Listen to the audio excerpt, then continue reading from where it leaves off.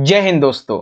बहुत बहुत स्वागत है आप सभी का आज की इस वीडियो में। और आज की ये वीडियो बहुत बहुत ज्यादा इंपॉर्टेंट होने वाली बच्चों क्लास 11 के हिंदी के सब्जेक्ट के लिए। जैसा कि आप सभी को पता है कि रिसेंट में हिंदी का आपका एनुअल यानी कि फाइनल का एग्जाम होने वाला है सेशन 2022-23 के लिए, जिसमें मॉर्निंग शिफ्ट का जो पेपर है बच्चों ये है 25 फरवरी को, ठीक है। और इवनिंग शिफ्ट का जो पेपर है यह है आपका 27 फरवरी को। तो इन दोनों ही डेट्स के एग्जाम के लिए आपकी हिंदी की प्रिपरेशन को और भी अच्छा बनाते हुए इस वीडियो में हम डिस्कस करेंगे एक most important sample question paper के बारे में, ठीक है। और इस पेपर को बच्चों लाइन टू लाइन में आपको कंप्लीटली सॉल्व करके अच्छी तरीके से समझाऊंगा, जिससे कि आप अपने हिंदी के पेपर में अच्छे से अच्छे मार्क्स लेके आ सकें। तो ये पेपर बच्चों डेफिनेटली आपको बहुत ज्यादा हेल्प करेगा आपके हिंदी के पेपर के लिए, ठीक है। और साथ ही ये भी चीज इस वीडियो में बेसिकली हम खंड नंबर बा को डिस्कस करेंगे, वर्णनात्मक प्रश्न को, यानी कि जो दृश्य लेखन वाला क्वेश्चन होता है। दो तरीके के पत्र होते हैं, एक जॉब लेटर वाला होता है, एक दूसरा पत्र होता है, ठीक है। एक प्रतिवेदन, कार्यव्रत, प्रश्न विज्ञापित, कार्य सूची, ये ऐसे जितने भी क्वेश्चन होते हैं उनको डिस्कस करेंगे। काव्यांश की, गद्यांश की सेप्शन व्याख्या आपको समझाएंगे। साथ ही अंतराल किताब के आपके जो क्वेश्चन आंसर होते हैं उन सभी को इस वीडियो में हम लाइन टू लाइन बहुत अच्छे तरीके से समझेंगे। तो आप कीजिए क्या कि आप वीडियो को पूरा एंड तक जरूर देख लेना, और इसमें हर एक क्वेश्चन को लाइन टू लाइन इसलिए समझाऊंगा ताकि आप अच्छे से अच्छे मार्क्स अपने पेपर के लिए ला सकें। तो आइए शुरुआत करेंगे बिना देरी करते हुए। तो बच्चों पेपर का पैटर्न तो सिंपल सा है, जो मैं आपको समझा चुका हूं। टाइमिंग 3 घंटे की, मैक्सिमम मार्क्स 80। पेपर दो सेक्शन में डिवाइड है, खंड आ और खंड वा। आ में है आपके एमसीक्यू 48-40 करने हैं। आज हम बात करेंगे खंड नंबर बा के बारे में, ठीक है। अगर आपको खंड नंबर आ जो है इसका वीडियो देखना है तो यहाँ पे आई बटन में आपको लिंक दे दूंगा, यहाँ से देख लीजिएगा, या फिर आपको डिस्क्रिप्शन बॉक्स में लिंक मिल जाएगा पार्ट 1 का, ठीक है। जिसमें मैंने आपको खंड आ के एमसीक्यू वाले जितने भी क्वेश्चन थे बच्चों वो सारे के सारे आपको करवाए थे, ठीक है। अब जैसे मैं आपको यहाँ पे कुछ क्वेश्चन दिखाता हूँ अव्यक्त माध्यम वाले, ये मैं आपको ऑलरेडी पिछली वीडियो में करवा चुका हूं, तो आप उसे जाके जरूर से देखना, ठीक है। आज हम बात करेंगे बच्चों खंड नंबर 12 से, जिसमें सबसे पहला प्रश्न है बच्चों, हमें एक शीर्षक पर क्या करना है, दृश्य लेखन लिखना है। और कितने शब्दों में बच्चों, 120 में। कितने शब्दों में, 120 में। टॉपिक क्या है हमारे सामने, टॉपिक है बाढ़ का दृश्य और हिंदी परीक्षा का दिन।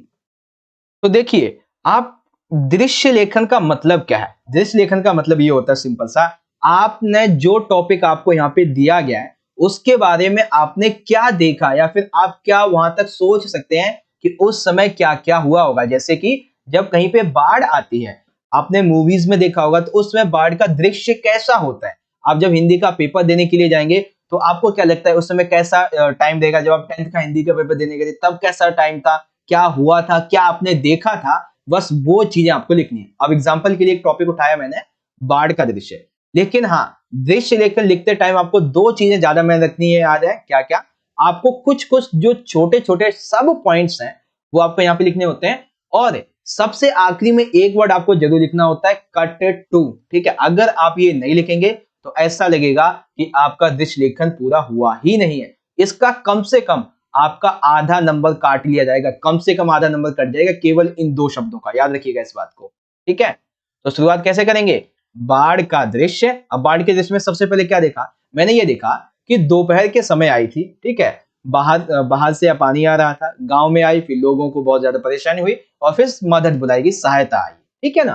तो वही छोटे छोटे टॉपिक्स एक तरीके से। अब हम क्या करेंगे, जो हमने देखा वो हम देखते हैं। देखिए, एक बड़ा क्षेत्र जलमग्न है, तेज रफ्तार से बहते पानी अनेक पेड़ पौधों, खेत खलिहान, मकानों आदि को अपने अंदर समाता जाता है। जब बाढ़ होती है तब यही तो होता है, बहुत बड़ा क्षेत्र जल में डूब जाता है। तेज रफ्तार से पानी आता है जो कि पेड़ों को, पौधों को, खेतों को, खलिहानों को, मकानों को अपने अंदर समाता जाता है, उन्हें तोड़ता जाता है। तेजी से बढ़ते पानी में मवेशियों की लाशें तैरने, जो भेड़ बकरी मवेशी यानी कि जानवर होते हैं, पालतू जानवर, उनकी लाशें तैर रही है बाढ़ में।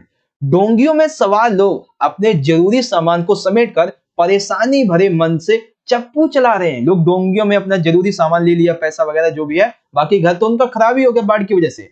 कुछ लोग आसपास की ऊंची छतों पर चढ़कर बचाव दल के आने के लिए प्रतीक्षा कर रहे हैं। कुछ लोग ऐसे हैं जो कि बड़ी छत पे चढ़ चुके हैं जहां पे पानी अभी नहीं पहुंच पाया, वो इंतजार कर रहे हैं हेलीकॉप्टर से कोई आएगा और उन्हें बचाएगा। रेडियो पर बहुत ही तेजी से समाचार बुलेटिन चल रहा है कि यहाँ पे बाढ़ आ गई, बाढ़ आ गई। छत पर सभी लोग रेडियो के इर्द गिर्द खड़े हुए हैं, न जाने कब मदद की गुहार हमारी सुन ली जाए और कब मदद की हमारे पास आ जाए। डोंगियों में बैठे लोग मोबाइल फोन से अपनी स्थिति व अपनों को सुरक्षित हालचाल की जानकारी साझा करें। लोग डोंगियों में बैठे हो, छोटी छोटी नाव जैसी नहीं होती, उसमें बैठे हैं, कह रहे हैं कि हम ठीक है, हम ठीक है, तुम ठीक हो, तुम ठीक हो, ऐसे बातें फोन पे कर रहे हैं, जानकारी साझा की जा रही है। बच्चों को जोर जोर से रोने की आवाजें आ रही, क्योंकि किसी के माता पिता डूब जा रहे हैं, कोई बच्चा ही डूब जा रहा है, किसी के बिछड़ जा रहे हैं। सबके चेहरे पर दुख और भय छलक रहा है। ऐसा लग रहा है मानो कि एक बहुत ही बड़ा तूफान क्या बाढ़ आ गई एक तरीके से, है ना।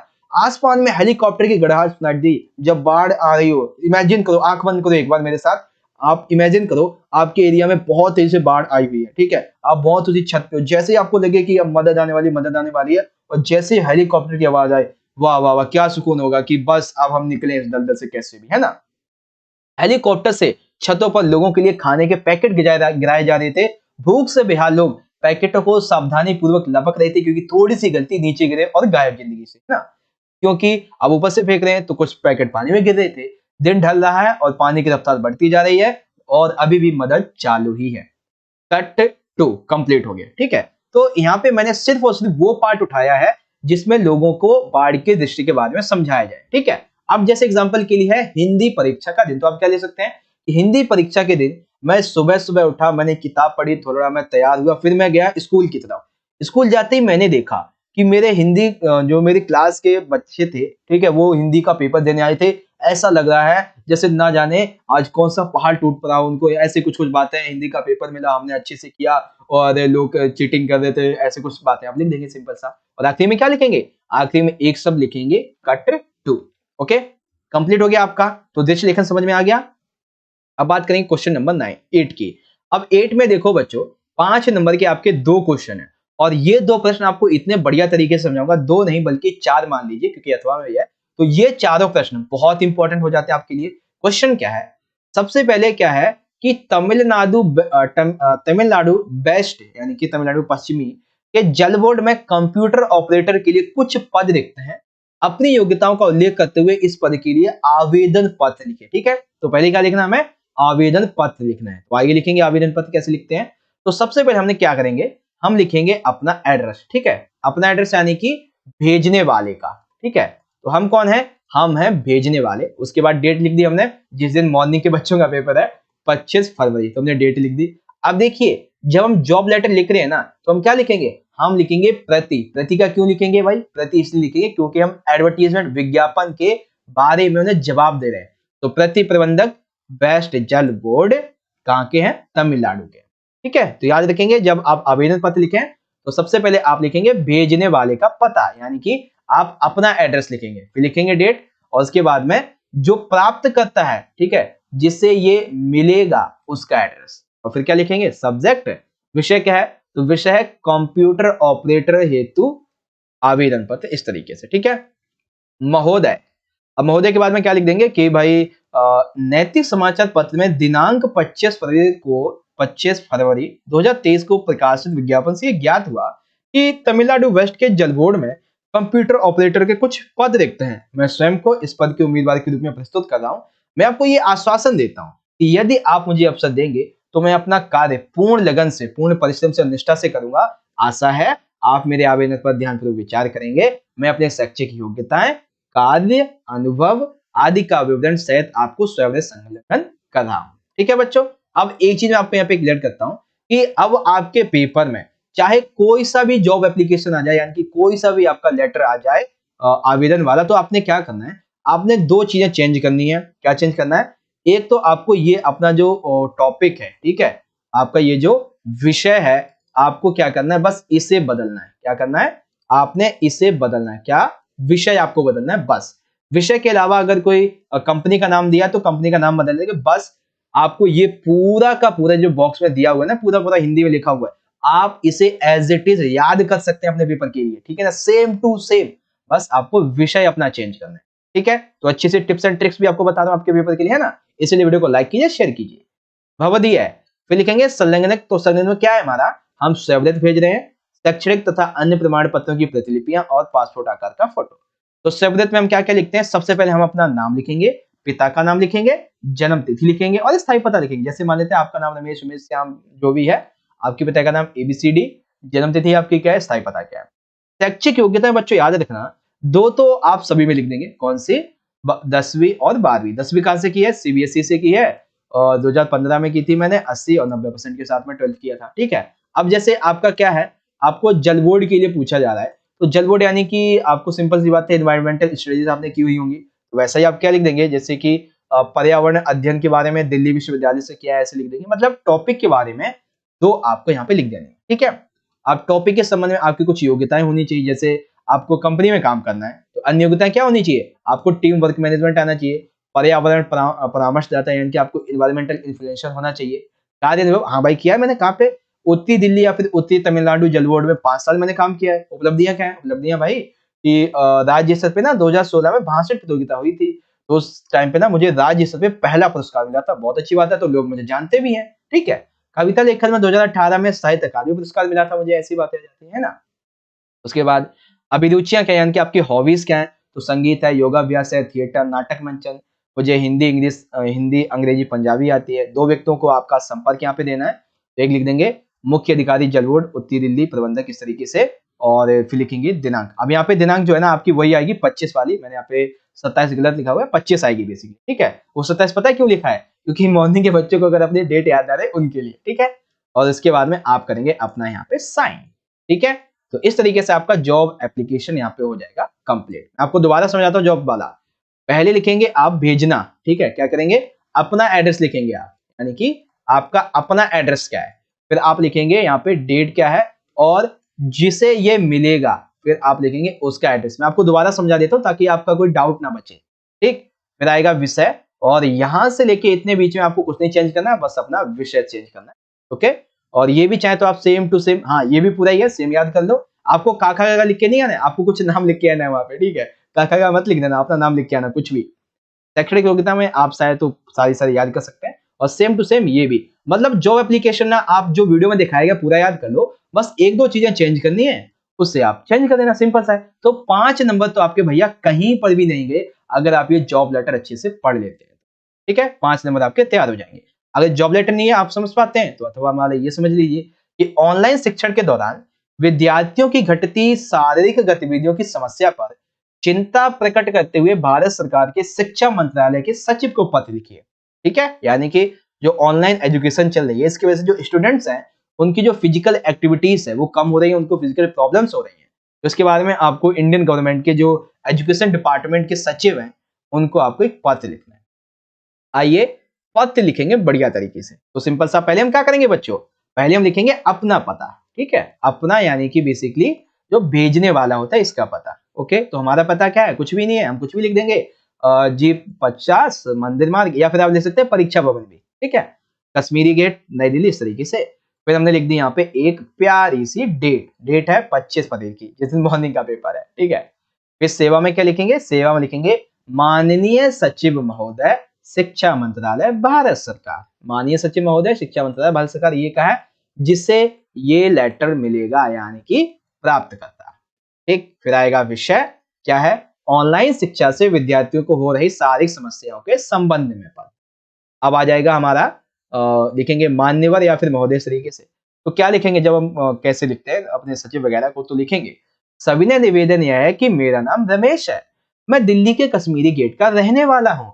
मैं आपका ध्यान इस समस्या शिकायत को आकृष्ट करना चाहता हूँ कि जब से ये जो पैंडेमिक है, ये जो महामारी आई है एवं लॉकडाउन लगाया गया है, तब से जो छोटे छोटे बच्चे, बड़े बड़े बच्चे, कॉलेज, स्कूल, यूनिवर्सिटी, सभी को ऑनलाइन शिक्षाएं दी जा रही हैं, जो कि काफी हद तक सही भी है। लेकिन जो बच्चे छोटे हैं उन पर इसका बहुत ही गलत प्रभाव भी पड़ रहा है। कैसे सर, मैं आपको ये बता देता हूँ कि बच्चे आजकल ऑनलाइन क्लास के कारण घंटों मोबाइल या लैपटॉप का उपयोग करते हैं। जैसे आप ये वीडियो देख रहे हैं तो आप भी कई पूरे 1 घंटे तक मोबाइल का यूज करेंगे, 1 घंटे का वीडियो बनेगा तो, है ना। इसकी वजह से क्या होता है, आपसे छोटे छोटे जो बच्चे होंगे उनकी आंखों पर, उनके स्वास्थ्य पर खतरनाक प्रभाव पड़ता है। अगर आप ज्यादा उपयोग करते हैं कम उम्र में ही, तो भाई आपको ज्यादा से ज्यादा चश्मा लग जाएगा, नंबर वाला पावर बढ़ जाएगी आपकी। ऑनलाइन क्लासेस की वजह से बच्चों के अंदर तनाव, चिंता बढ़ जाता है, क्योंकि वो ऑनलाइन क्लास में जो टीचर और बच्चे का एक अच्छा सा प्रभाव होता है वो बन नहीं पाता है। माता पिता ये देखते हैं कि उनके बच्चे आक्रामक होने लगते हैं, गुस्सैल हो जाते हैं, क्योंकि ये जो है ना हमारे माइंड का एक हंसने वाला वो जो डोपामिन होता है ना केमिकल, उसको ये बेसिकली कम कर देता है। ऑनलाइन क्लासेस की वजह से बच्चों को कई तरीके की शारीरिक समस्याएं हो रही हैं, जैसे कि उनमें शारीरिक तनाव आ जाता है, आंखों का तनाव उनका बढ़ जाता है, कमर दर्द बहुत होता है उनका, सिर दर्द भी होता है, वो बहुत ज्यादा चिड़चिड़ेपन हो जाते हैं, मोटापा बढ़ने लगता है, बैठ के क्लासेस लेते हैं, तनाव बढ़ता है, उन्हें नींद नहीं आती है और भी बहुत सारी समस्याओं का सामना उन्हें करना पड़ता है। यदि बच्चों को इस ऑनलाइन शिक्षा की ओर और अधिक ध्यान दिया जाएगा तो शायद कुछ ही दिनों में उनकी सोचने समझने की शक्ति कम हो जाएगी, जो कि देश के भविष्य के लिए सही नहीं है, ना ही उनके समाज के लिए। हमें इसे रोकने के लिए ऑनलाइन शिक्षा में कुछ सुधार करने चाहिए, ठीक है। या तो स्कूल फिर से खोले जाए, या तो ऑनलाइन में जो वीडियो क्लासेस दी जा रही है इनमें कुछ सुधार किया जाए। अतः मेरा आपसे यही अनुरोध है सर कि उपरोक्त समस्याओं या शिकायत की ओर अति शीघ्र आप ध्यान दीजिए, राहत पहुंचाएं। भवदीय धन्यवाद, रमेश कुमार। ठीक है, एकदम प्यारी सी भाषा में आपको समझ में आ गया। आपको ये वाला लेटर कैसे लिखना है, जो सचिव को लिखना होता है, या फिर संपादक को लिखेंगे तो कैसे लिखेंगे, संपादक वाला आएगा नहीं, सचिव वाला ही आएगा। ठीक है, तो सिंपल से आपको समझ में आएगा बच्चों कैसे लिखेंगे। पहले यहां से यहां तक क्या आएगा, हमारा सेंटर एड्रेस, यहाँ पे आ जाएगा हमारा डेट, यहाँ पे आ जाएगा रिसीवर, फिर विषय, और बाकी की जो बात है वो यहाँ पे आ जाएगी। ठीक है, अब आता है हमारा अगला पार्ट, इंपॉर्टेंट बहुत ज्यादा है, जो कि आप सभी बच्चे इससे बहुत ज्यादा डरते हैं, लेकिन बहुत आसान है। प्रश्न क्या है, महिलाओं पर होने वाले घरेलू उत्पीड़न से संबंधित जांच समिति का प्रतिवेदन। देखिए प्रतिवेदन कैसे लिखना होता है अभी आपको मैं समझाऊंगा। साथ ही 27 फरवरी 2023 को विद्यालय में मातृभाषा दिवस मनाने हेतु आयोजित बैठक में जिन विषयों पर चर्चा हुई और जो निर्णय लिए गए उनका कार्यवृत्त तैयार कीजिए। ठीक है, तो एक प्रतिवेदन और एक मातृभाषा दिवस के लिए कार्यवृत्त। आइए प्रतिवेदन कार्यवृत्त को शुरुआत करते हैं।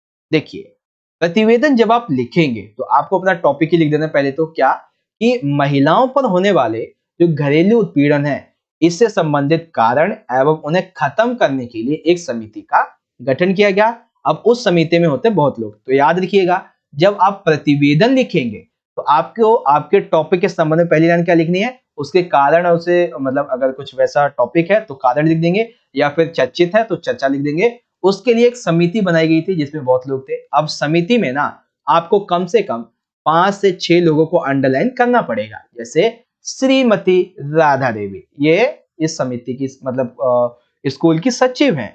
श्रीमती प्रीति देवी ये अध्यक्ष हैं। श्रीमती मोहिनी देवी ये सदस्य हैं। श्री कृष्णा जी ये भी सदस्य हैं, और श्री शिवम जी ये भी सदस्य है। अब यहाँ पे एक दो चीजें और आ जाएंगी, जैसे कि अब हाँ ठीक है, ये कोई एनजीओ की बात हो रही है, स्कूल की तो हो नहीं रही। स्कूल की होती तो हम क्या करते हैं, प्रधानाचार्य या फिर एमसीडी सदस्य ऐसे लिख देते हैं ना, तो ये चीजें हैं। तो आपने क्या किया, एक सचिव, 2 अध्यक्ष और 2 सदस्यों के नाम लिख दिए, जो कि किसमें शामिल थे, महिलाओं के साथ घरेलू जो पीड़न होता है इसके लिए एक समिति में।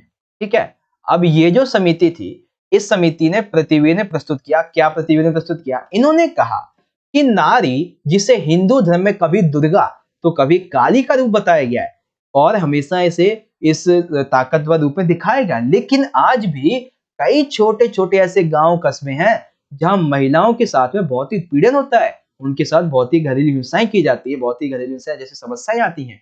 इसे रोकने के लिए हम निम्नलिखित प्रयास हमें करने चाहिए। तो प्रतिवेदन में क्या है, हमने समस्याओं को सुलझाने की बात यहाँ पे कही है। क्या कही है कि महिलाओं के साथ जो भी हिंसा होती है इसके पीछे सबसे बड़ा कारण होता है समाज की एक कहावत, क्या कि उनका जन्म समाज में हुआ है, इसलिए समाज को ही उनमें सुधार लाने की दिशा में काम करना होगा। यानी कि अगर महिलाओं की स्थिति को सुधारना है तो समाज ही काम करेगा, और समाज जो अपवर्ड है, वो सोसाइटी है, वो कभी नहीं चाहेगी कि महिला कभी ऊपर उठे। ठीक है, महिलाओं के संबंध में जो भी रिपोर्ट होती है, ठीक है, वो कौन दर्ज करेगा, महिला पुलिस अधिकारी करे। ठीक है, महिलाओं के लिए न्यायालय में सुनवाई कौन करे, न्यायालय में सुनवाई महिला ही करे।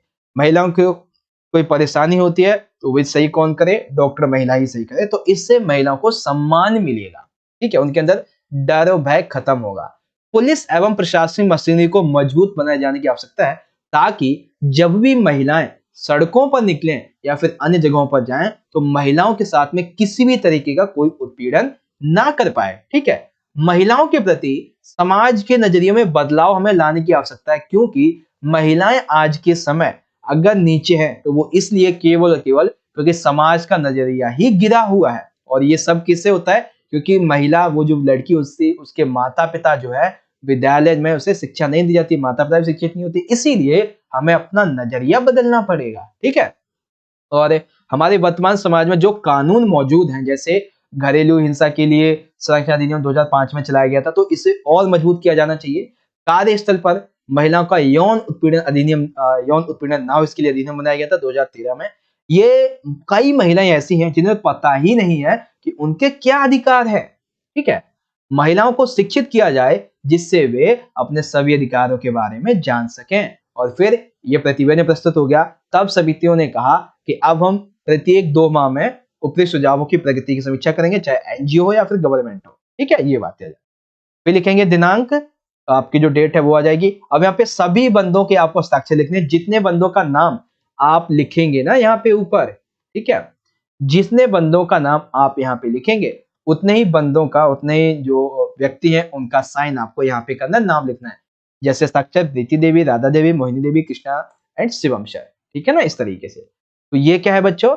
ये है आपका प्रतिवेदन। अब प्रतिवेदन के लिए एक चीज मैं आपको और बताता हूं कि अगर आपको अलग से एक वीडियो ऐसी चाहिए जिसमें आपको ये समझाऊं कि आपको प्रतिवेदन कैसे लिखना चाहिए, ठीक है, आपको जो दृश्य लेखन है, ठीक है, दृश्य लेखन ये कैसे लिखना चाहिए, साथ ही जो कार्यव्रत है, ठीक है, कार्यव्रत आपको कैसे लिखना चाहिए, कार्य सूची कैसे लिखनी चाहिए, प्रेस विज्ञापन कैसे लिखनी चाहिए, अगर आपको इनके अलग अलग वीडियोस चाहिए तो आप मुझे ज्यादा से ज्यादा बच्चों इस वीडियो के नीचे कमेंट बॉक्स में बताइएगा। अगर जितना ज्यादा कमेंट होगा उतना ही जल्दी मैं आपके लिए वीडियो लेके आऊंगा। ठीक है, आप मुझे कमेंट करके ये बात बताएं जरूर अगर आपको वीडियो चाहिए तो।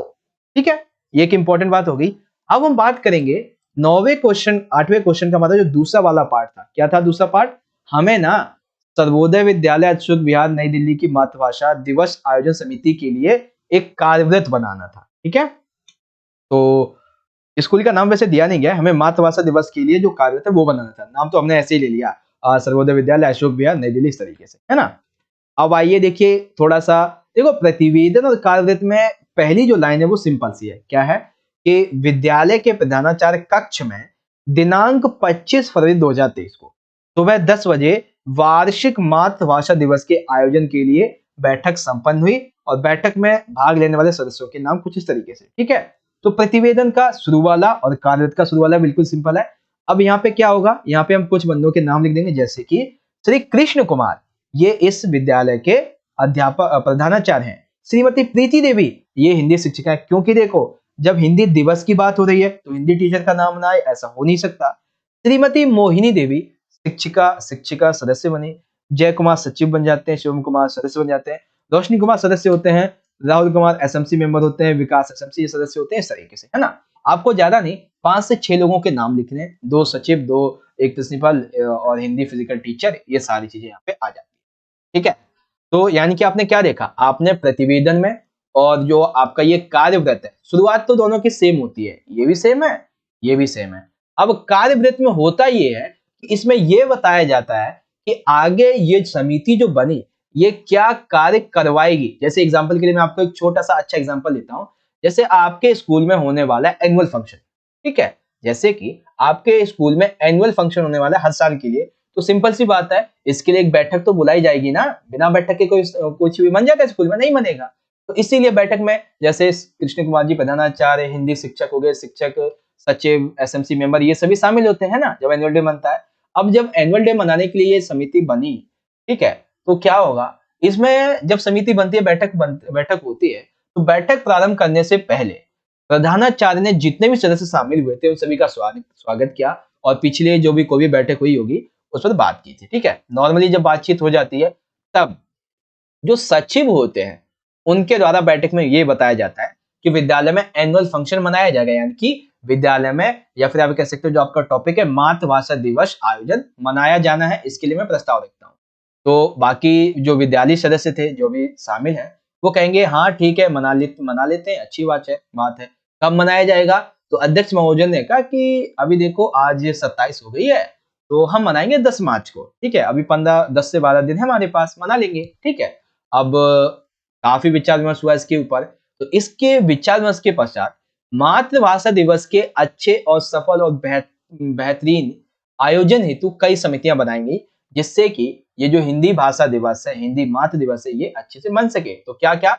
भाषण, कविता, कहानी, नाटक चयन समिति, यानी कि भाषण को, कविताओं को, नाटक और कहानियों को चयन करने के लिए एक समिति बना दी गई कि जो इस मातृभाषा दिवस पर उनका मंचन किया जाए।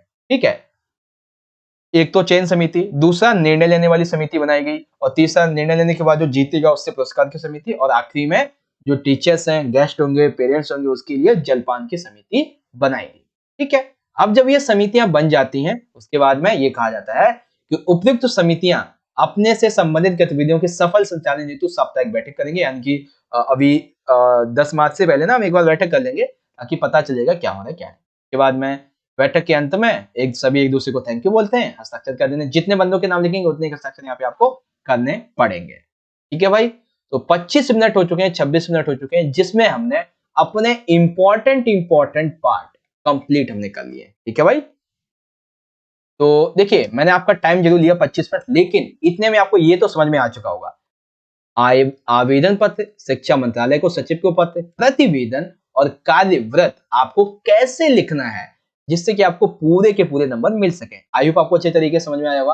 अब आपको मैं दोबारा यहाँ पे नहीं समझाऊंगा। ठीक है, अगर आपको दोबारा समझना है तो आप वीडियो को दोबारा से रिप्ले कर सकते हैं। ठीक है, तो आइए अब हम बात करेंगे क्वेश्चन नंबर 9 की। हमें प्रश्नों के उत्तर देने। सबसे पहला प्रश्न है, 2 नंबर के हैं आपकी ये, संचार के किन्हीं 4 तथ्यों का वर्णन कीजिए। तो 4 तत्व में बताने, यानी कि 1/बटे मतलब आधे आधे नंबर के होने वाले। ठीक है, तो मैं आपको संचार के 1 नहीं, 2 नहीं, 3 नहीं, 4 नहीं, 5, 6 से 7 बताऊंगा। सबसे पहला आता है संचार के लिए स्रोत, यानी कि आप, जैसे मैं आपसे बोल रहा हूं, तो ये क्या है, मैं बोलने के दौरान यूट्यूब के प्लेटफॉर्म के जरिए, मोबाइल के जरिए आप तक अपने इस पेपर के सॉल्यूशन को आपकी हेल्प कर पा रहा हूं, तो ये मेरा संचार है पढ़ाई के लिए।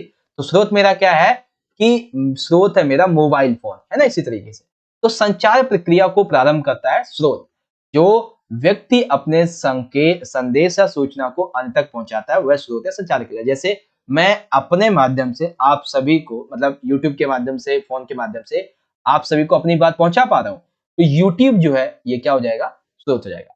कूटीकृत या फिर एनकोडिंग क्या है, तो संदेश की भाषा का ज्ञान संचारकर्ता व प्राप्तकर्ता दोनों को होना चाहिए। जैसे कि जो मेरा संदेश है कि मैं आपको संचार के तत्व समझाऊं, तो संचारकर्ता हो जाऊंगा मैं आपको समझा रहा हूं कि संचार के तत्व क्या है। प्राप्त करता है आप ये समझेंगे कि संचार के तत्व क्या है। ठीक है, संदेश क्या है, तो सफल संचार के लिए संदेश का स्पष्ट और सीधा होना आवश्यक है। जैसे कि मेरा संचार क्या है कि मैं आपको हिंदी का पेपर समझाऊं, तो मेरा स्पष्ट संदेश ये है कि मैं आपको हिंदी का पेपर समझा रहा हूं, है ना। तो मेरा संदेश ये सिंपल सा यही बात आ जाएगी कि संचार के लिए जरूरी है संदेश का एकदम साफ होना। माध्यम, चैनल, यानी कि माध्यम के किस माध्यम से आप पहुंचा रहे हैं, तो संदेश को किस माध्यम से पहुंचाया जाता है, जैसे कि टेलीफोन, समाचार पत्र, रेडियो या फिर इंटरनेट। जैसे मैं आपको संदेश जो है मेरा आपको पेपर समझाने का, वो पहुंचा रहा हूं कैसे, टेलीफोन के माध्यम से। टेलीफोन एक तरीके से मतलब इंटरनेट के माध्यम से आपको पहुंचा रहा हूं, है ना। डिकोडिंग, प्राप्त संदेश में निहित अर्थ को समझना। जैसे मैं आपको काव्यांश समझा दूं, ठीक है, तो उसमें अगर आपको समझ में ना आए, तो काव्यांश में कुछ कहानी छुपी होती है, कुछ बातें छुपी होती है, अर्थ छुपे होते हैं, तो वो आपको समझ में आने चाहिए। तो ये डिकोडिंग हो जाता है, जो आपको संदेश मिले। उसके बाद आता है फीडबैक।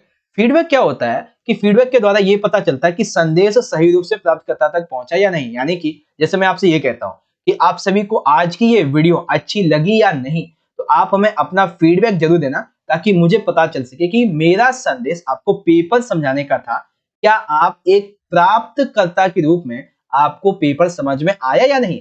तो आप इसके बारे में हमें फीडबैक देंगे। ठीक है, समझ गए। शोध क्या होता है, शोध होता है संचार प्रक्रिया में आने वाली रुकावटें शोध कहलाती है। जैसे मैं आपको बता देता हूं, जैसे संचार ये है कि मैं आपको पेपर समझा रहा हूं, अब वीडियो के बीच में अगर ऐड आ जाता है, ठीक है ना, तो ये एक तरीके से रुकावट बन जाती है, और भी बहुत सारी बातें आ जाती है। शोध मानसिक, तकनीकी और भौतिकी भी हो सकता है, ठीक है ना, ये सारी चीजें। तो ये तो मैंने आपको अपने जरिए बता दिया। बाकी नॉर्मली क्या होता है, आप किसी से बात करते हैं तो ये संचार है। आपने कोई जो आपकी बात है उस तक पहुंच रही है, ये संचार है। आपका संदेश क्या, आप क्या बात उसको बताना चाहते हैं, क्या उस किस माध्यम से पहुंचा रहे हैं, क्या संदेश में अर्थ है, वो समझ पा रहे हैं या नहीं समझ पा रहे हैं, ये सारी बात है। हालांकि आपसे पूछे कितने गए बच्चों, पूछे गए हैं आपसे टोटल 4, मैंने समझाया टोटल आपको 7। क्यों, ताकि अगर आप कोई सा भी एक आधा भूल भी जाए तो कम से कम 4 तो याद रह जाएंगे आपको, है ना। आगे बात करेंगे, नाटक और फिल्म की पटकथा में अंतर स्पष्ट कीजिए। तो नाटक और फिल्म की पटकथा में क्या क्या अंतर होते हैं बच्चों? सबसे पहले देखिए, नाटक के जो दृश्य होते हैं ये बहुत ही लंबे लंबे होते हैं, लेकिन फिल्म के दृश्य छोटे होते हैं। तो एग्जाम्पल के लिए मैं आपको बता देता हूँ, जैसे कोई मूवी उठा के देख लीजिए, 3 घंटे 3.5 घंटे की होगी ज्यादा से ज्यादा, लेकिन नाटक जैसे रामायण होती है दिवाली के टाइम पे बहुत दिनों तक चलती है, तो नाटक ये तो एक तरीके से मंचन तो रामायण का, ठीक है ना। तो नाटक क्या है, बहुत लंबे लंबे होते हैं, लेकिन फिल्में उतनी लंबे नहीं होती। लेकिन अगर ये बता दिया जाए धारावाहिक सीरियल्स, भाई वो तो बहुत बड़े हो जाते हैं ना, वो तो सालों तक चलते रहते हैं, उसका 1 2 3 4 5 आता रहेगा। बहुत से ऐसे नाटक होते हैं ना मतलब धारावाहिक होते हैं, सीरियल्स होते हैं। नाटक में घटना स्थल सीमित होते हैं, लेकिन फिल्में असीमित। नाटक यहाँ पे किया जाएगा तो वो एक जगह 2 जगह 3 जगह ज्यादा ज्यादा हो सकता है। पहली बात तो एक ही जगह रहता है, उसमें क्या होता है पीछे का ना पर्दा लगा दिया जाता है लोगों को दिखाने के लिए कि हाँ ऐसा सीन होता है, लेकिन फिल्म में पूरी दुनिया के क्षेत्रों को लिया जा सकता है, ठीक है। नाटक की जो कथा है इसका विकास एक रेखीय होता है, जो एक दिशा में आगे बढ़ता है, जबकि सिनेमा में कथा के पास कई प्रकार से होता है। जैसे नाटक जो है वो क्या होगा, जैसे ही एक बार शुरू हो गया तो एक रेखीय माध्यम से आगे बढ़ता जाएगा और खत्म हो जाएगा। लेकिन जो सिनेमा होती है उसमें पहले शुरुआत भी होगा, फिर उसमें उसका जो पास्ट है वो भी दिखा देगा, फिर उसका फ्यूचर दिखा देगा, फिर उसका प्रेजेंट दिखा देगा। तो ये सारी चीजें रह सकती है, लेकिन नाटक में ऐसा नहीं होता। नाटक बच्चों एक सजीव कला है जिसमें अभिनेता अपने ही जैसे जीवंत दर्शकों के सामने अपनी कला का प्रदर्शन करते हैं। यानी कि नाटक जैसे रामायण वगैरह है तो ये वो जीवंत व्यक्ति स्वयं आप लोगों के सामने जीवित रूप में क्या करते हैं, अपनी कला का प्रदर्शन करते हैं। लेकिन जो सिनेमा है वो क्या है, वो एक रिकॉर्डिंग छवि है। जैसे आपको वीडियो दिखा रहा हूँ, वीडियो से पेपर को समझा रहा हूँ, तो ये क्या है, मेरी ये रिकॉर्डिंग छवि है सिनेमा टाइप में। लेकिन अगर वहीं आप मेरी स्कूल की क्लास मतलब मेरे ट्यूशन के मान लेते मैं खोल देता हूँ, आप क्लास में आए तो वो क्या मेरी नाटकीय कला हो जाएगी एक तरीके से, है ना। तो ये सारी चीजें, आई होप आपको नाटक और फिल्म की पटकथा का ये बेहतरीन अंतर समझ में आ चुका हो। ठीक है बच्चों, देखिए जितना मेरी तरफ से हो सकता है आपको अच्छे से अच्छे तरीके का समझाना, वो यहाँ पे मैं आपको समझा देता हूँ, ठीक है। अब बात आती है क्वेश्चन नंबर 10 की। यहाँ पे है हमारे कविताओं वाले क्वेश्चन आंसर। पहला प्रश्न 2-2 नंबर के 3 है, कोई 2 करने हैं। प्रश्न है, जाग तुझको दूर जाना कविता में संबोधित करते हुए लिखी गई। तो कविता किसे संबोधित करते हुए लिखी गई है? जाग तुझको दूर जाना। तो लिखेंगे जाग तुझको दूर जाना कवित्री जो है इसमें देशवासियों को स्वाधीनता संग्राम में बढ़ चढ़कर भाग लेने की प्रेरणा देती है। यह एक जागरण गीत है। उस समय देशवासी आलस्य में पड़े थे, उन्हें जगाने की आवश्यकता थी। कवित्री उन्हें उनका पथ निर्देशित कर मार्ग में आने वाली बाधाओं के प्रति सचेत करती है। मतलब जाग तुझको दूर जाना क्या है, बेसिकली ये एक ऐसा जागरण गीत है जिसमें कवित्री ने देशवासियों को स्वाधीनता संग्राम में आगे बढ़ चढ़कर भाग लेने के लिए बात कही और कहा कि अरे देशवासियों, तुम्हारा देश अब आजाद होने को है, तुम्हें ज्यादा से ज्यादा से भाग लेना चाहिए, तुम्हें ये आलस्य छोड़ देना चाहिए। ठीक है, कवित्री कहती हैं कि अगर तुम्हारे रास्ते में कोई बाधा आ जाए तो उसे तुम दूर करो, क्योंकि तुम्हारे लिए सबसे पहली जो बात है वो है भारत की आजादी। ठीक है, तो ये बात यहाँ पे कही गई। ठीक है बच्चों, सेकंड क्या है? सेकंड ये है कि कबीर ने हिंदुओं और मुसलमानों के लिए बाहरी आडंबरों की बात कही है, स्पष्ट कीजिए। हाँ कही है, बिल्कुल कही है। क्या कही है? देखिए, कबीर ने हिंदू मुस्लिमों के बारे में ये कहा है कि हिंदू एवं मुसलमान दोनों ही अज्ञानतावश बाहरी आडंबर आडंबर जो आडंबर है इनको धर्म समझ बैठे। यानी कि अकॉर्डिंग टू योर बुक, जो कबीर जी वो ये कहते हैं हिंदू मुस्लिम दोनों ही धर्मों के लोगों ने अज्ञानतावश यानी कि बिना किसी ज्ञान के जो बाहरी आडंबर है इसको धर्म मान लिया। जैसे धर्म का कोई वास्तविक स्वरूप होता ही नहीं है जिसका इन दोनों को ज्ञान ही नहीं है। ठीक है, ये दोनों क्या कहते हैं, ये दोनों पद भ्रष्ट हो चुके हैं, यानी कि अपने धर्म के पथ से दूर जा चुके हैं। हिंदू जो है वो वर्ण वेद में विचार रहते हैं, 4 वर्ण होते हैं। ठीक है, जिस तरीके से उच्च वर्ण का व्यक्ति जो है ये निम्न वर्ण वाला जो व्यक्ति होता है इसके साथ में छुआछूत की भावना रखता है, लेकिन हम तो मनुष्य हैं, तो मनुष्य होने के नाते ये बात होनी नहीं चाहिए, ऐसा कबीर जी कहते हैं। साथ ही ये उच्च वर्ण के लोग अपने बर्तनों को उस निम्न जाति के बंदे को छूने तक नहीं देते हैं। साथ ही अब देखो, छूने तो देते नहीं, लेकिन दूसरी ओर ये उच्च वर्ण के लोग वैश्यामग्न जैसे नीच कार्यों में लिप्त रहते हैं, ऐसा ये कहते हैं। वहीं मुसलमानों के बारे में कबीर जी कहते हैं कि इनके पीर औलिया तक मांस भक्षण करते हैं, मुसलमान के बारे में कवि जी कहते हैं कि इनके पीर औलिया क्या मांस खाते हैं। समाज की नीति के विरुद्ध मुसलमान अपने ही रक्त संबंध में भाग रखते हैं, जबकि चाचा चाची ताऊ फूफे में रिश्ता रखना ही नहीं चाहिए। लेकिन कवि जी कहते हैं मुसलमान ऐसा करते हैं कि वो अपनी बस सगी बहन को छोड़कर चाचा ताऊ में बहन के साथ में शादी तक कर लेते हैं। ठीक है, रक्त संबंध में भी विवाह कर लेते एक तरीके से, है ना। तो ये चीजें यहाँ पे आ जाती है। तो हिंदुओं के बारे में, मुस्लिमों के बारे में ये बातें कबीर जी ने अपनी वाणी से कही है। ठीक है, अब आता है हमारा गा वाला पार्ट। सूर्यदास श्रृंगार और वात्सल्य के अद्वितीय कवि हैं। बिल्कुल ठीक। इस संबंध में बताइए कि सूरदास ने कृष्ण को सुजान कनौड़े क्यों कहा है। तो आइए समझते हैं क्यों कहा है सूरदास ने।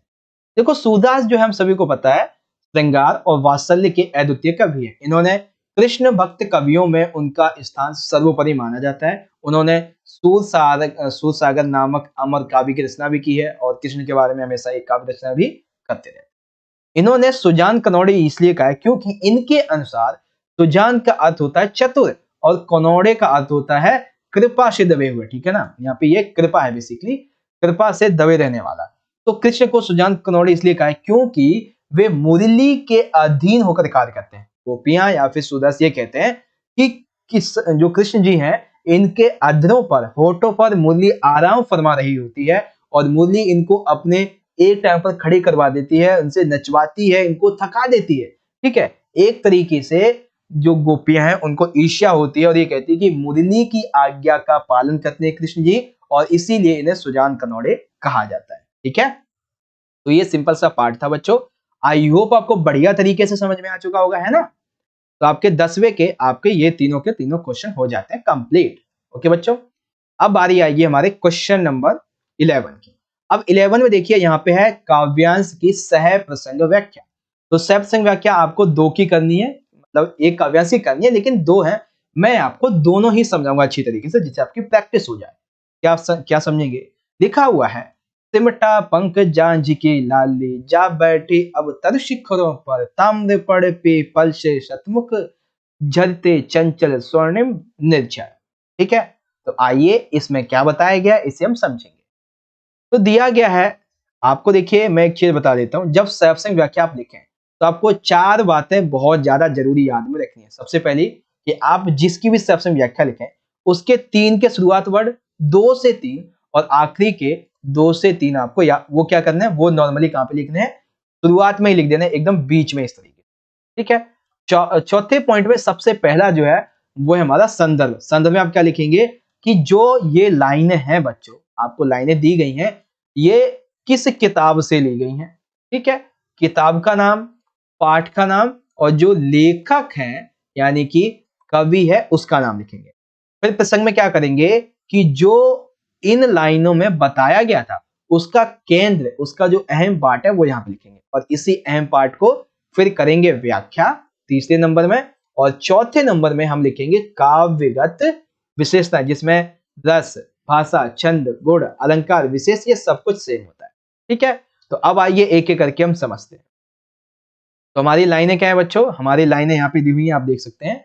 लाइनें हमारी क्या थी कि देखिए हमारी लाइनें क्या दी हुई हैं, लाइनें दी हुई हैं कि सिमटा पंख जंज की लाली, जा बैठी अब तर शिखरों पर, ताम्र पड़ पीपल से शतमुख, झरते चंचल स्वर्णिम निर्झर। तो आइए इसको व्याख्या करेंगे कैसे।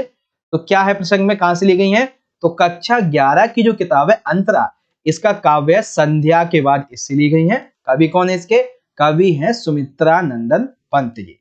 ठीक है, उसके बाद में प्रसंग में हम क्या लिख देंगे कि इसमें क्या मेनली बात बताएगी, तो मेनली बात है कि कवि ने सूर्यास्त के बाद में जो ग्रामीण परिवेश होता है, गांव का जो एरिया होता है, क्षेत्र होता है, वहां पे कैसे कैसे प्राकृतिक बदलाव होते हैं, परिवर्तन होते हैं, उसके बारे में यहाँ पे बताया है।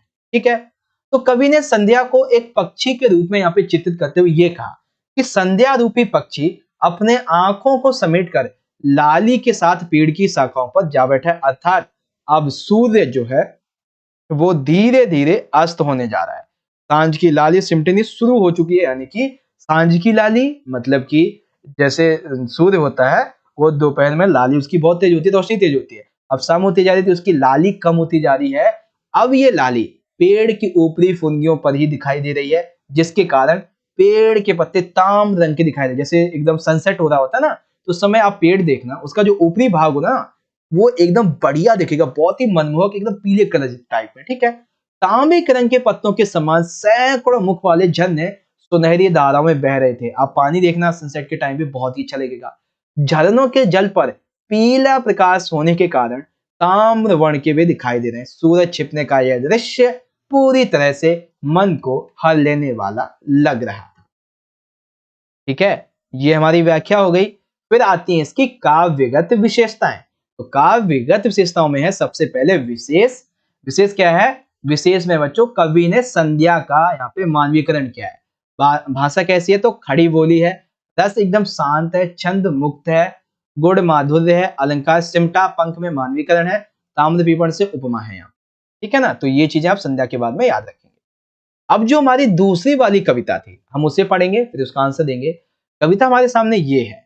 कहाँ गया धनपति कुबेर, वह कहाँ गई उसकी वह अलका, नहीं ठिकाना कालिदास के व्योम प्रवाही गंगा जल का, ढूंढा बहुत परंतु लगा क्या, मेघदूत का पता कहीं पर, कौन बताए वह छाया में बरस पड़ा होगा न यहीं पर, जानने दो वह कवि कल्पित था, मैंने तो भीषण जाड़ों में नव चुंबन कैलाश शीश पर महामेघ को झंझेल से गरज गरज भिड़ते देखा है, और मैंने बादल को घिरते देखा है। ठीक है, तो बादल को घिरते देखा यहाँ से लिया गया है।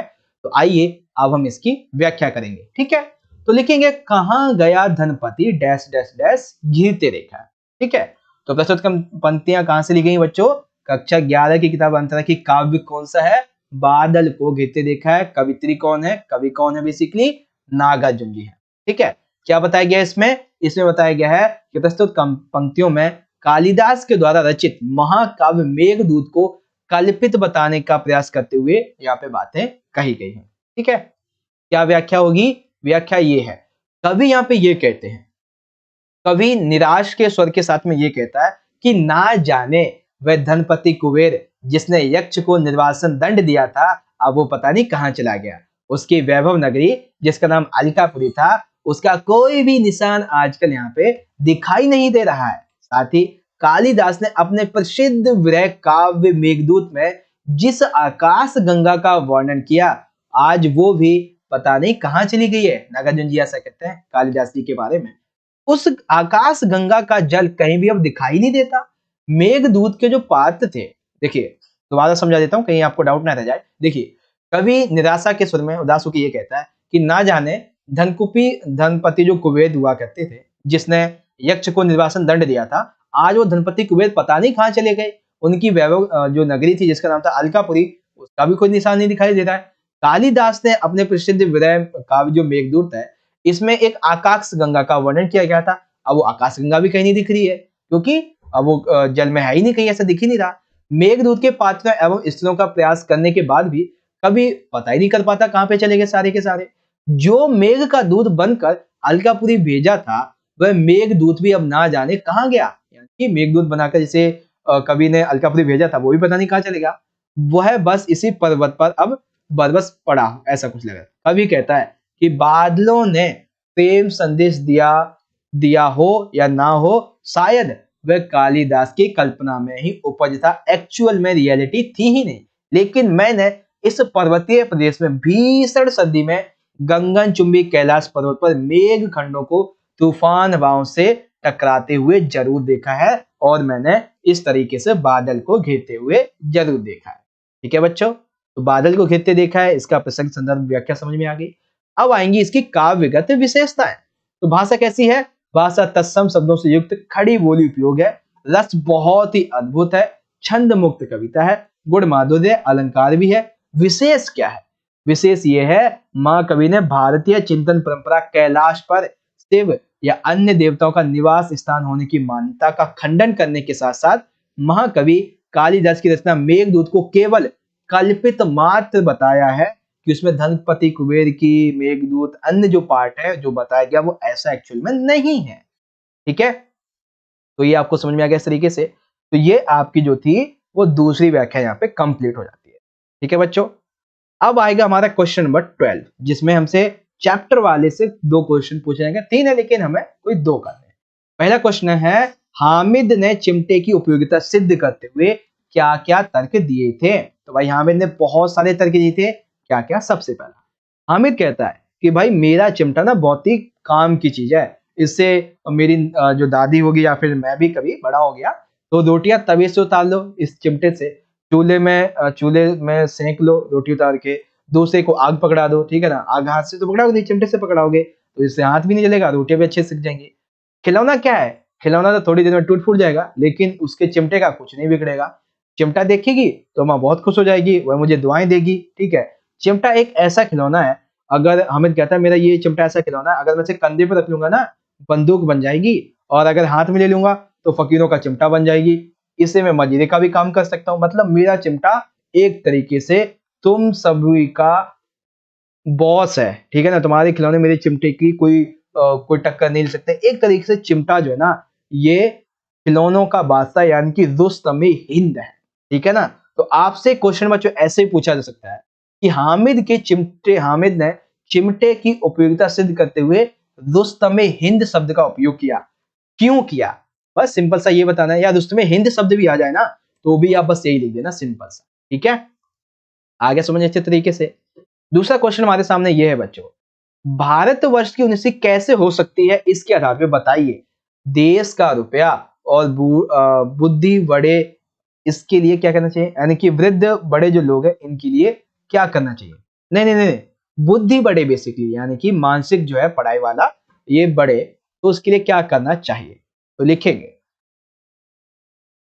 जो देश का रुपया है और बुद्धि अगर बढ़ानी है तो इसके लिए लोगों को राजा महाराजाओं का मुंह देखना बंद करना होगा, अर्थात उन पर निर्भरता खत्म करनी होगी। यानी कि अगर हमें देश में रुपया बढ़ाना है और अपनी बुद्धि और बढ़ानी है तो हमें अपना दिमाग, हमें अपनी सोच, अपनी निर्भरता, अपने पैसों के लिए, रोजगार के लिए राजा पर निर्भर होना हमें खत्म करना होगा। साथ ही हमें अपने बल पर, अपनी ताकत के भरोसे कार्य करना शुरू करना होगा, ठीक है। पंडित जी की कथा में ये भी कहा, यह काम नहीं हो सकता, हमें अपने आप ही अपनी कमर कसनी होगी और हमें अपने आलस्य को छोड़ना होगा। जब हम अंगुली, पशु, मूर्ख, कमजोर नहीं कहलवाना होंगे, यानी कि जब हमें जंगली पशु, मूर्ख या फिर कमजोर नहीं कहलवाना होगा तो एक सेकंड देखो, जब हम काम नहीं करेंगे, राजा महाराजाओं पर अपने पैसों के लिए या रोजगार के लिए उन पर निर्भर रहेंगे तो हमें क्या कहेंगे अपने घर वाले? अबे तो जंगली है, पशु है, मूर्ख है, कमजोर है, तो घर में पड़ा रहता है, कुछ खाता पीता, मुफ्त की रोटियां तोड़ता रहता है ना। लेकिन जब हम अपने आलस को छोड़ेंगे, हम अपनी कमर कसेंगे तो हमें कोई ऐसा नहीं कहेगा। हमें रुपया पाने की होड़ में आगे बढ़ना होगा और एक बार पीछे बढ़ने पर फिर उठ नहीं सकेंगे, ठीक है ना। इस समय सरकार का राज्य पाकर, उन्नति का इतना सामना पाकर भी ना सुधरे तो फिर कभी नहीं सुधर पाएंगे। यह सुधार भी ऐसा हो जो सभी क्षेत्र में उन्नति हो। हमें ऐसी बातों को छोड़ना होगा जो हमारी उन्नति के रास्ते में कांटे बिछाती हैं। हमें अपने सुख का होम करना होगा जो हमारी उन्नति के रास्ते में कांटे बिछाती है उनके लिए, ठीक है। तो आई होप आपको ये वाला क्वेश्चन भी अच्छे तरीके से समझ में आ चुका होगा। अब बारी आती है हमारे अगले क्वेश्चन की। बहुत ही अच्छा प्रश्न है बच्चों, टर्म 1 में भी आया हुआ था ये। खानाबदोश कहानी की मूल संवेदना यानी कि भाव पर प्रकाश डालिए। तो आइए समझते हैं खानाबदोश के बारे में। खानाबदोश कहानी की मूल संवेदना क्या है बच्चों? मूल संवेदना है मजदूर वर्ग का शोषण। क्या है? मजदूर वर्ग का शोषण। इस कहानी में लेखक ने मजदूरी करके किसी तरह से गुजर बसर कर रहे मजदूर वर्ग के शोषण का, यातना को चित्रित किया है, ठीक है ना। मजदूर वर्ग का शोषण क्या है खानाबदोश कहानी में? कि जो लोग मजदूरी करके अपना कार्य कर रहे होते हैं, अपना घर पेट पाल रहे होते हैं, तो उन्हीं के ऊपर जो मजदूर वर्ग ये जो बंदे हैं इनके जो शोषण होता है, जो यातनाएं दी जाती है उसके बारे में बताया गया है। मजदूर चाहे यदि इज्जत से जीना भी तो बड़े बड़े समृद्ध ताकतवर लोग जैसे कहानी में सूबे सिंह है ये उनको जीने ही नहीं देते। हमारे समाज में व्याप्त जातिवादी मानसिकता भी समाज को बोलने में अहम भूमिका निभाती है, ठीक है ना। यानी कि समाज जो है इसमें जातिवादी मानसिकता बहुत ही ज्यादा है, इसीलिए हम इसका ज्यादा शोषण होते हैं, ठीक है ना। शोषक वर्ग इसको एक हथियार के रूप में देखता है। हथियार के रूप में कैसे देखता है? जैसे कोई छोटी जाति का तो वो बड़ी जाति का काम कर नहीं सकता, तो उसे मजदूरी बनाएगा, मजदूर बना दिया तो उसका शोषण करेगा, तो ये हथियार हो गया एक तरीके से उसका, है ना। तो शोषक वर्ग कभी भी अपने कुछ नहीं कर पाता है, वह रोजी रोटी की समस्या में रोज का रह जाता है कि आज मुझे क्या खाने के लिए, आज मैं कुछ बना भी पाऊंगा या नहीं, शाम को बच्चे घर पे भूखे बैठे होंगे, कुछ लेके जाना है, तो मजबूरी बस उसे शोषण में शामिल होना ही पड़ता है। ठीक है, इसीलिए ये बताया जाता है कि आजीवन खाना बदोश जैसे जीवन जीने के लिए ये लोग विवश हो जाते हैं। ठीक है, तो कंप्लीट आपको खाना बदोश की ये कहानी का पार्ट अच्छी तरीके से समझ में आ गया होगा। ठीक है बच्चों, तो आपके 12 क्वेश्चन के जो तीनों के तीनों पार्ट थे, हामिद वाला, भारत के 19 और खाना बदोश वाले, तीनों ही क्वेश्चन आपको समझ में आ गए होंगे। अब बारी आएगी हमारे अगले क्वेश्चन की, जिसमें है हमारी व्याख्या। व्याख्या क्या है? मुंशी जी ने पत्नी की ओर अपराधी के समान तथा रसोई की ओर कनखी से देखा। तत्पश्चात किसी घुटे उस्ताद की भांति बोले, रोटी रहने दो, पेट काफी भर चुका है, अन्न और नमकीन चीजों से तबीयत उब गई है, तुमने वित्त में ही कसम धरा दी। खैर, कसम रखने के लिए एक काम करते हैं, गुड़ ले आओ। गुड़ होगा क्या? ऐसा मुंशी जी कहते हैं किससे? सिद्धेश्वरी से। तो क्या करेंगे भाई व्याख्या में? सिंपल सा वही लिखेंगे, मुंशी जी ने डैश डैश डैश और कहा कि गुड़ होगा क्या। पहली बात में संदर्भ यानी कि प्रस्तुत पंक्तियां कहां से लिखेंगे बच्चों? कक्षा 11 की जो किताब है अंतरा, इसके पाठ दोपहर का भोजन से अवतरित है। लेखक कौन है? अमरकांत जी। प्रसंग में क्या कहा गया है? तो प्रसंग में ये जो कहानी है, कहानी में गरीबी से जूझ रहे निम्न मध्यम वर्गीय परिवार की कहानी है, और इस अंश में लेखक ने परिवार के मुखिया की मनोदशा, मुखिया कौन है? सिद्धेश्वरी और मुंशी जी, उनकी मन की दशा को यहाँ पर दर्शाया। व्याख्या कैसे लिखेंगे? तो पत्नी सिद्धेश्वरी जब मुंशी जी से बड़े लड़के की कसम दिलाकर एक चपाती और खाने का जब आग्रह करती है, तो मुंशी जी ने पत्नी की ओर अपराधी भाव से देखा, क्योंकि भाई वो बेरोजगार थे, घर में स्थिति अच्छी थी नहीं, खाना उतना ज्यादा था नहीं, तो दबी आंखों से उन्होंने रसोई की तरफ देखा और उन्हें अंदाजा लग गया कि घर में ज्यादा खाना है नहीं, और तो सिद्धेश्वरी को बता रही थी, और सिद्धेश्वरी को बता रही थी कि घर की हालत अच्छी है नहीं, और इतने में उसने कसम दी सिद्धेश्वरी ने। तब सिद्धेश्वरी के मान रखते हुए, ठीक है ना, उन्होंने क्या किया, ये कहा कि देखो भाई सिद्धेश्वरी, मेरा ना अन्न और नमकीन खा के तो दिल भर चुका है, अब तुम एक काम करो, अब तुमने कसम दे ही दी है तो थोड़ा गुड़ देख लो, अगर मिल जाएगा तो ठीक है, अगर गुड़ होगा तो शरबत का पानी पी लूंगा, ठीक हो जाएगा मेरा काम।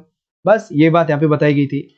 विशेष क्या है बच्चों? विशेष ये है, भाषा बहुत ही सरल है, सहज है, पात्र के अनुकूल है, पाठक को अंत तक बांधे रखना पूर्ण सक्षम है, शैली संवादात्मक है, प्रभावपूर्ण है, चित्रात्मक भाषा है, और एक आधे 2 पॉइंट यहाँ पे आ जाते हैं। ठीक है, यहाँ पे गृहस्थ जीवन की बात की जा रही है, जो मध्यम वर्गीय होते हैं इसके बारे में।